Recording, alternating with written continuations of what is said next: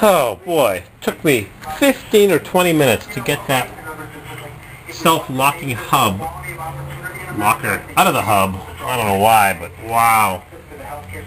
Usually it just slides out, but not this one. And I've got my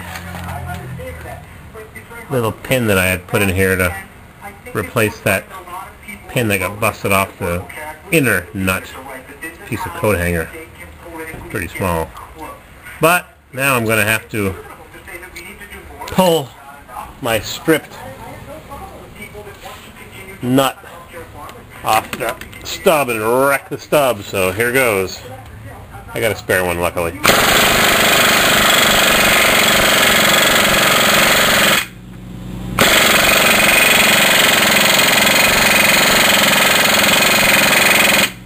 That should zip off real smooth, but it's not because my stub is stripped for some reason. Anyways, I'm going to mangle it, no choice.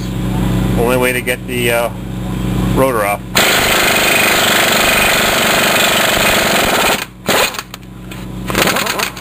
There it is. Yeah. Greasy.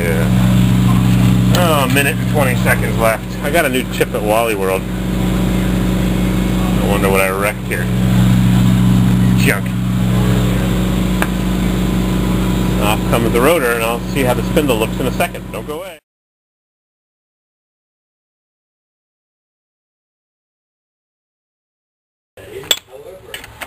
Last nut, and they're coming off like butter. Like butter. Unlike my mix match Suburban that I have to heat every single one up.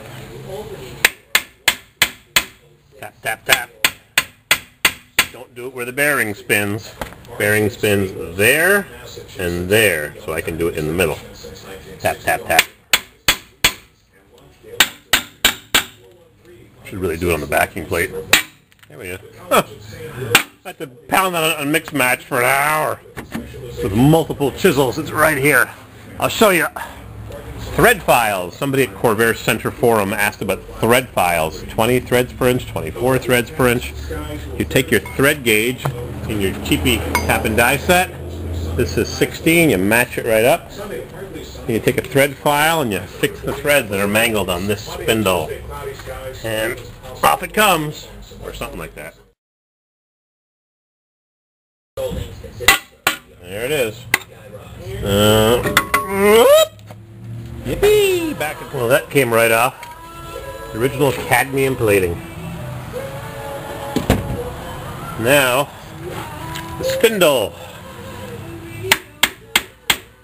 I should put a chisel in between and mangle it there instead of hitting it over here. I'm sure Gravel Trucking's going to give me an earful. There it goes.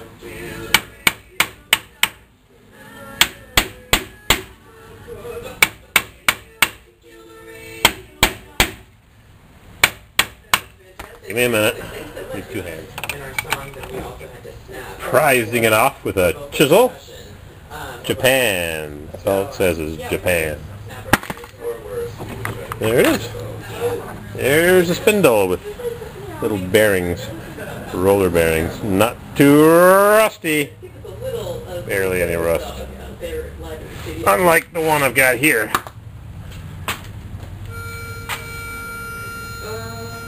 Oops. Look at this one. Rusted. This came off a mix match. I got a cap in the end. Had to beat on this one. It was stuck inside the knuckle, which is coming off next. Because I've got worn ball joints. Time to change them. I'm going to take the whole knuckle off and pound them out.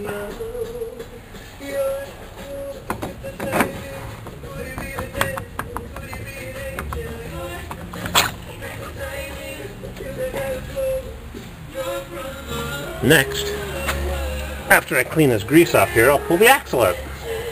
You'll see the bad U-joint, which I'll change along with the ball joints. Alright, got my nice greasy rag.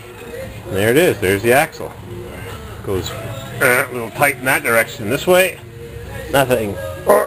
Seized. Yeah, the universal joint is seized. Can't understand why. 260,000 miles. seized rock solid. Yep.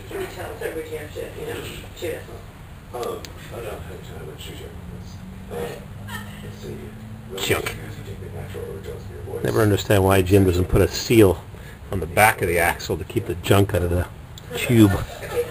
The seal way down there. Boy, oh, that's far away. Alrighty. Time for new U-joints. And new ball joints right there. Back to work.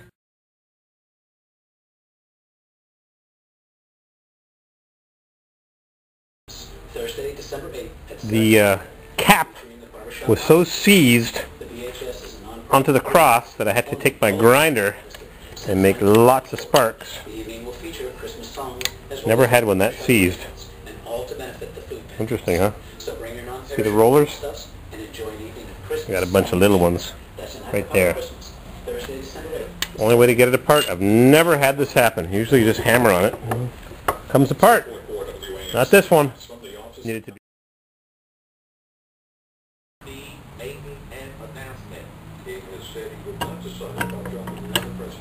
Can't even get the caps to come off of the cross. I've never seen one this badly worn, and I've had them bust. Remember Spike Punk on that 71 full-size Impala wagon I bought from Victor? What a piece of junk that was. Universal joint busted in the middle of the road. There we go. Usually they just slide off and the pins fall out. Oh yeah, that was a good one. Look at those rollers. Come on, focus, buddy. Anyhow.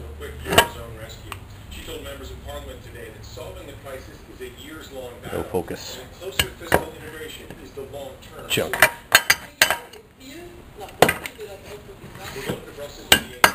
Jingle, jingle, jingle. Keep on working on it. Got one more cap to remove.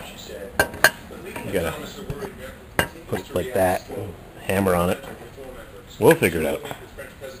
Fun.